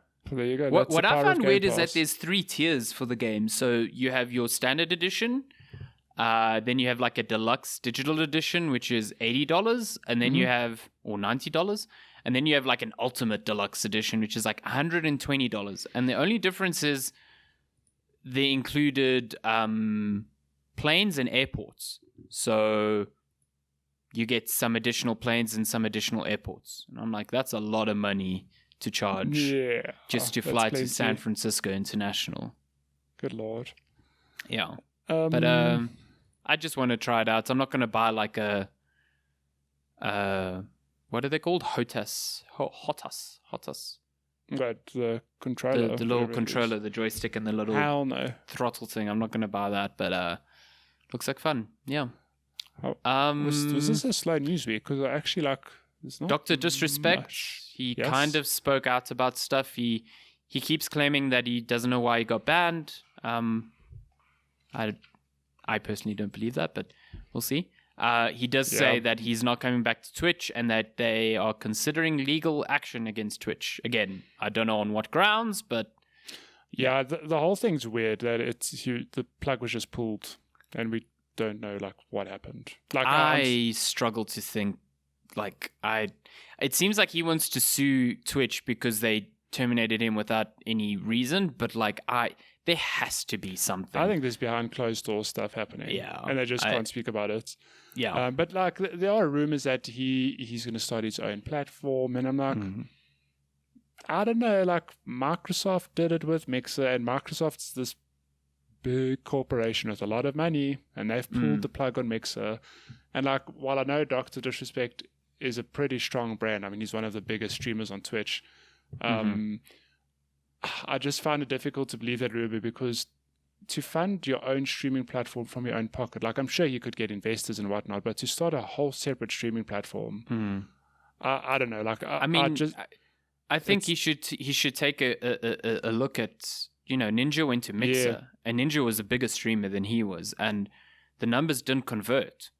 That's not even exactly your own platform. And so... Shroud as well, like Ninja and Shroud were taken over to like boost the numbers, and I don't blame Microsoft. Like I thought it was a pretty smart move. Like bring these people over, bring the audience with it, or maybe kickstart the platform. Exactly, and it didn't. So like there's these rumors of him starting his own platform. I'm like, I don't know. That's like wildly risky. I honestly think he's just going to bounce to like YouTube or Facebook. Yeah, I think he did say in that interview that he's not looking at any exclusives, because initially he did have an exclusivity deal with Twitch. But yeah, I think he'll just be streaming on a bunch of platforms that just aren't Twitch. I don't see him making his own one. Yeah, his own one. It just doesn't make sense to me. What else? Yeah, I think that's mostly it. Destiny 2's Beyond Light expansion got delayed to November. Sony said that they will give people ample time before the PlayStation 5 goes on up for pre-order to be prepared, because a lot of store pages went live on Amazon and everyone thought that it was just going to be sneakily put up for pre-order. But Sony said, no, don't worry. We'll give you a heads up. Come on, fam. Microsoft is discontinuing the Xbox One X and the original Xbox. So they will only be manufacturing the Xbox One S, which, if you think about it, doesn't take much to think about. They're discontinuing two consoles, and there's strong rumors pointing to them replacing that with another console as well. So to me, the Xbox Lockhart, which is meant to be around the same performance as an Xbox One X, will just slot into that price point, a good $299, and then the Series X will just be your new premier console. Can you imagine though that the Project Lockhart is literally the Xbox One X, just with a different sticker on it? It's like Lockhart. God, yeah, this is Lockhart. It's a brand new console. Wow, this bad boy can fit so many Xbox games. So many Xbox games. Slap. I think you'll see this is my prediction for prices. You've got the Xbox One S, your current S, for $200. Okay. Then you're going to have Lockhart, $300. Then you're going to have Series X for $500. And I think PS5, the way Sony's been talking about it, your digital edition is going to be $550, and your PS5 core is going to be $600. I think like it's going to be expensive. That's got to be it. And I don't know. That's quite something if it is that. Yeah, that is I would be shocked if the PS5 is $500 at this point. No, the way they've been talking about it is like, listen, it's a premium console. It's a premium console. We are money. Like, sorry. Yeah, we are confident in the value that you'll get from it, irrespective of its price. It's like, ooh. But you know what's funny is that I think when they speak about value like that, some people completely misinterpret it like, yeah, it's going to be affordable. No, fuck like, no. No. When they speak about the value, if you're going to get it, it's like they're going to charge you a lot of money. I think that custom SSD solution it's going to cost is the real expensive part. That is my prediction. I don't know if it will happen, but I think Microsoft has a lot more flexibility in really undercutting Sony, and I think, considering that was the big, there were other selling points last generation, but I think on day one, when you're looking at price, that is a big factor. Insane. So I mean, you combine a cheaper console with the services that Microsoft is offering, and it becomes very, very tempting. Very attractive. Not gonna lie. I think that's it. That's news. Should we get to some good old questions? Yeah, if you want to send us them questions, you can email us at checkpointchatpodcast@gmail.com. You can tweet us at Checkpoint Chat. You can send us a message on Instagram at Checkpoint Chat and on TikTok, obviously. Oh, of course, TikTok. Checkpoint Chat, Facebook.com/Checkpoint Chat as well. We're there. We're on an hour and a half already. Don't know how this happened. This just happens. What can I say?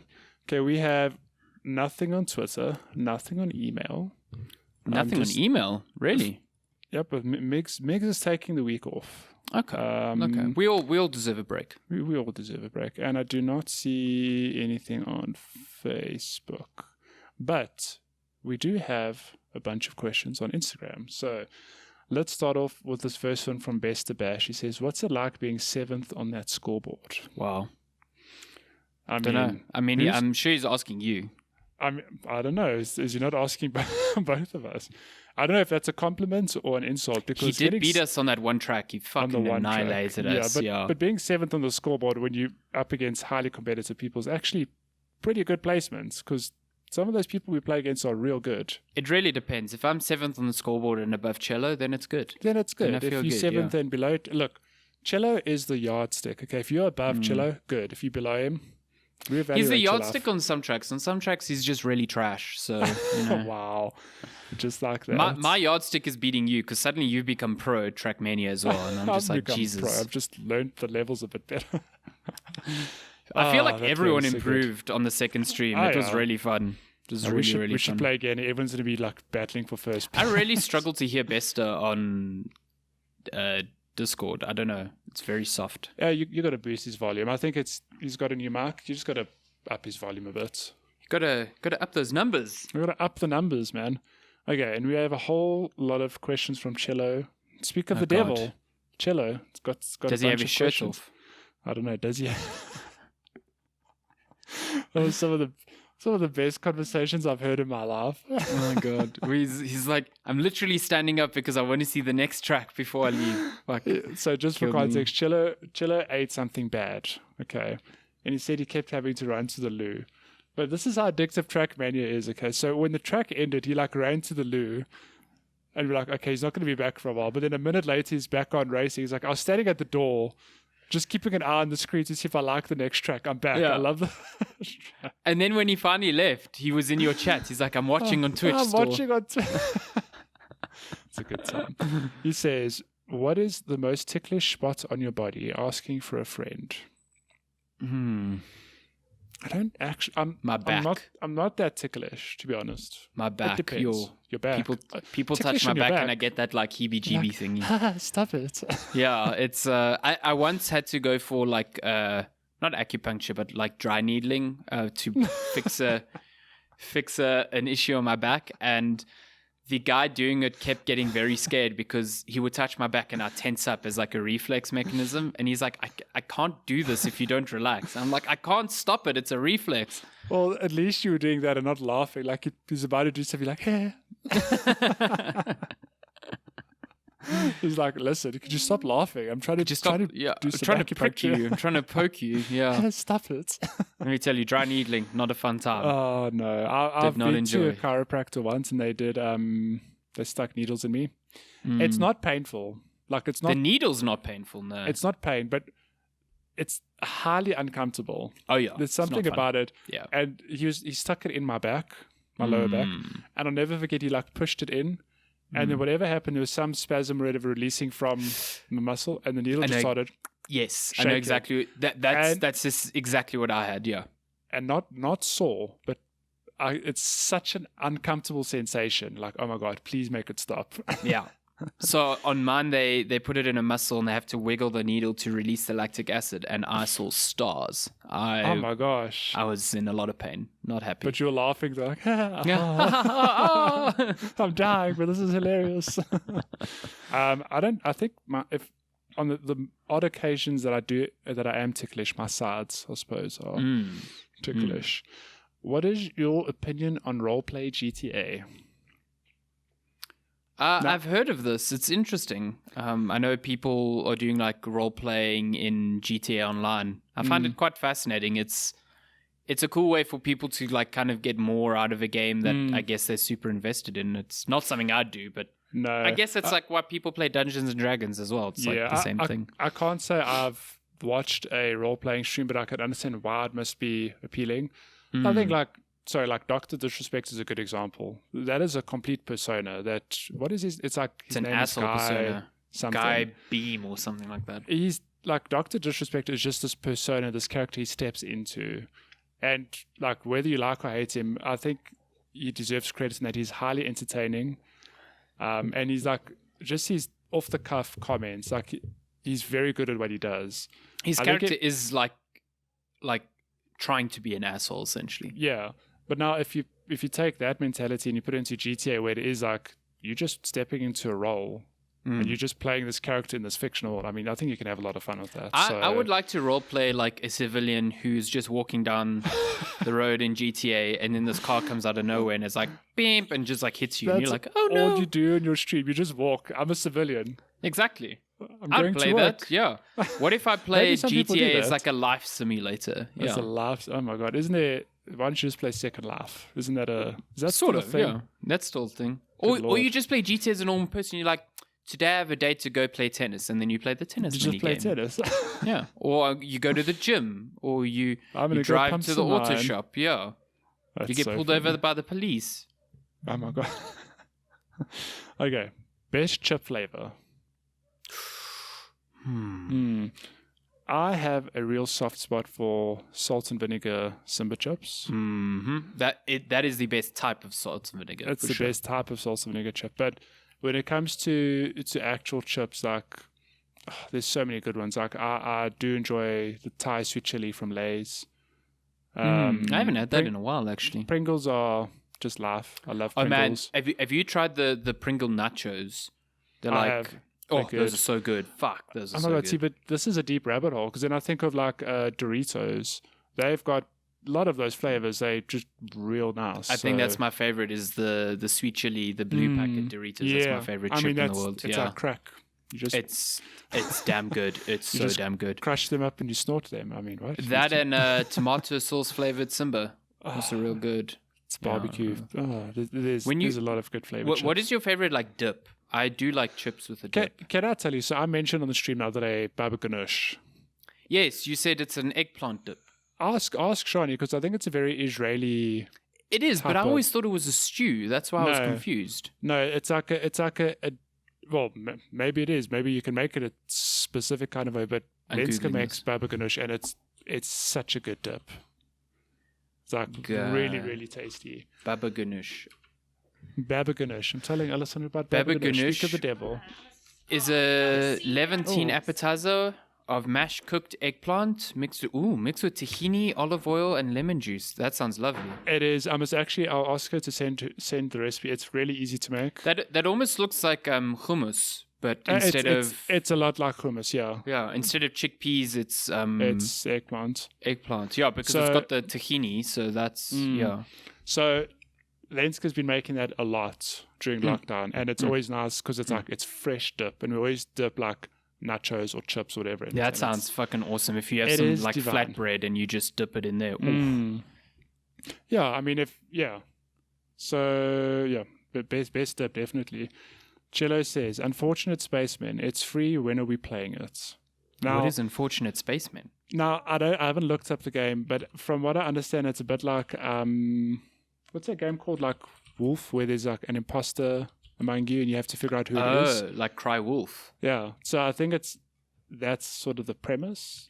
Okay. He's dying to play this on stream one day. So I don't know. One day we'll play it. Okay, I'm Googling it. Unfortunate Spaceman. Fortunate Spaceman. Why can I not just find the... Oh, there we go. Unfortunate Spaceman is a co-op / multiplayer game about shape-shifting space-based murder and deception. As a hapless yet brave spaceman employed by the company, you'll work diligently to defend and be rescued from failing outposts, but not everyone around you is who they claim to be. This sounds very fun. Yeah. So let's play this on stream. We'll definitely get to play it one day. Yeah, this sounds very fun. I'm streaming Ghost of Tsushima this week, though. I'm going to get that good platinum. Whoa, there's a spacesuit where your visor is like an 8-ball fucking down. Awesome. Or a smiley face.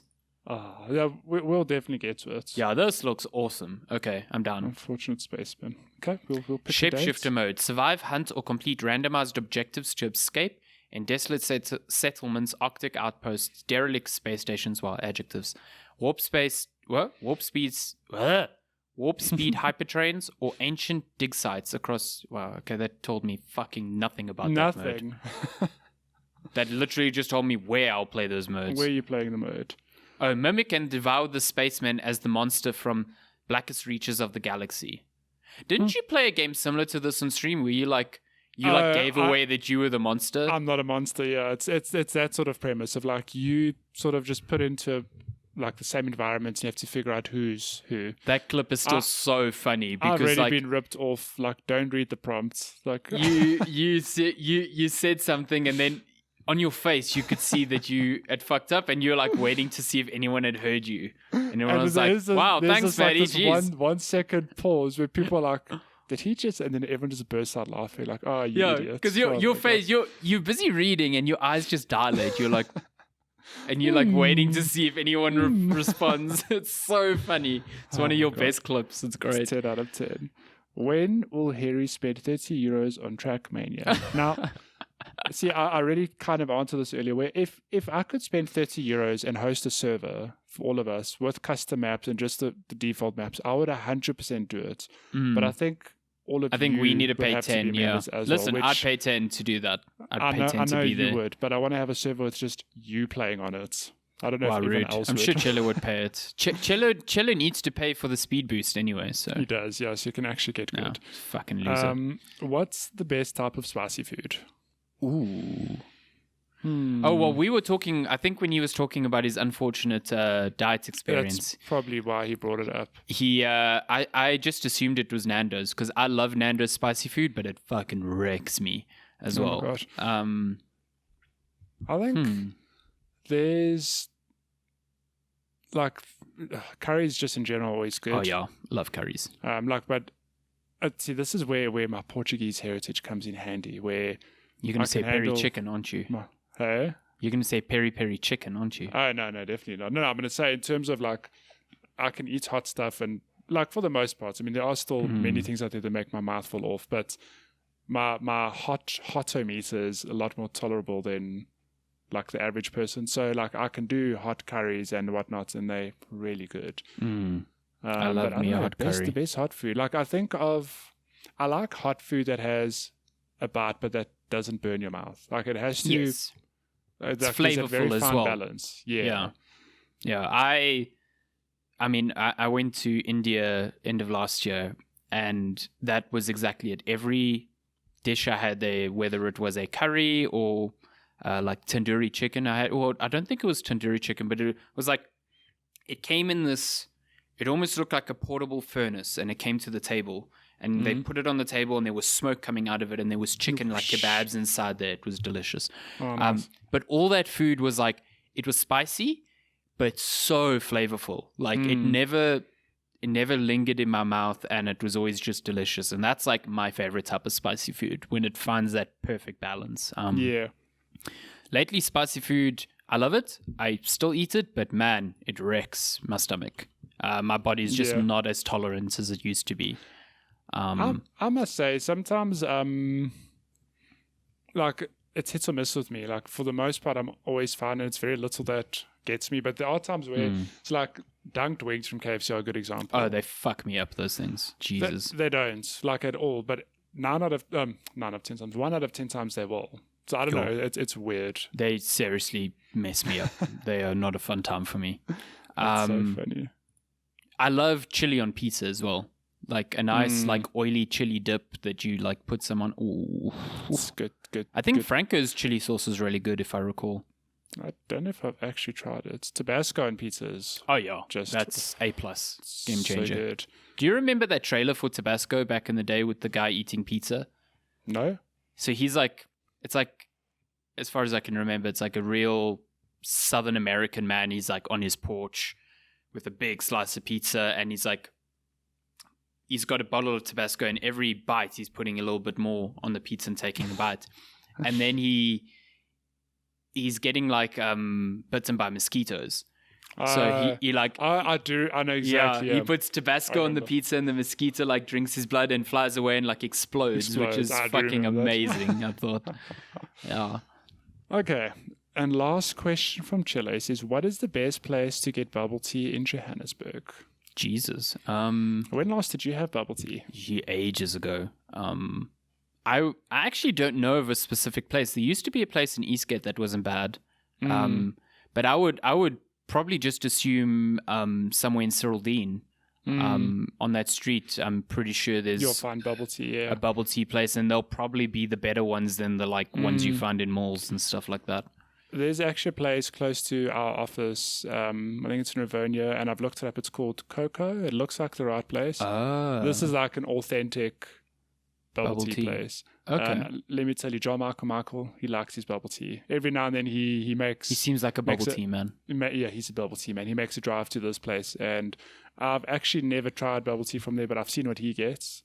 And they've got like these wild concoctions. You're like, what the shit? Like he had a bubble tea once where it was like hot tea on the top and cold tea on the bottom, separated by something. How does that work? I don't know. Like it's actual sorcery, but he drank it. He was like, this is some good stuff. That sounds like science. Yeah, I kind of want to know. Yep, I'm not a huge fan of the actual bubbles in the bubble tea. The like gelatinous little things that I love are in my mouth. Not a fan. But I do like. I had this a lot when I was in China. They actually bottle it and put it, in a store like next to Coke or whatever. But milky tea, it's just like a sweetened tea with milk that's freezing cold, and it's delicious. Like, so nice. Yeah. If I can just get bubble tea like that without the bubbles, hell yeah, I'm there. It's a good time. So yeah, this is Coco in Rivonia. Rivonia Sanson. Sponsor us, Coco. Sponsor us. And that's all the questions. Hey, if you want to send questions like that, you can email us, checkpointchatpodcast@gmail.com. You can tweet or Instagram message us at Checkpoint Chat. You can send us your favorite TikToks. I've seen some good TikToks this week. Not on our account, but you should send us good TikToks. Yeah, TikTok is just, it's a great time. Also, facebook.com/Checkpoint Chat. We've also got a YouTube page. You can check that out. Matty put up a great review of Ghost of Tsushima. Yes. With some gameplay. So you should check that. I don't think we have a personalized YouTube link. No, we have to hit 100 subscribers first. So if you do listen to us and you do not subscribe to us on YouTube, it would just really help us. Even if you don't intend on watching us there, just to get that personalized YouTube name would be I'll put the link in the description. Fantastic. Yeah. Yeah, I'll put the link in the description. On that, if you do like the show, do not be shy to leave us a review on any platform you listen on. So it could be leave us a comment on YouTube, leave us a review on Apple Podcasts or Google Podcasts, all the places. Especially now Spotify has launched some playlists, not leaderboards, but like top lists. So even if you don't listen on Spotify, but you do subscribe on Spotify or you have the free version, would really appreciate you giving us a follow there and just liking the podcast on Spotify. It helps us reach more people. And Spotify is obviously probably the biggest place for podcasts at the moment now. Yeah. So, yeah, wherever you listen, if you can just pop us a review there, highly appreciate it. Appreciate all the support. Be good or bad review. It's fine. Let us see them reviews. I don't care. Just give me a review. And your money. No, don't and do your that. money. Give me your money.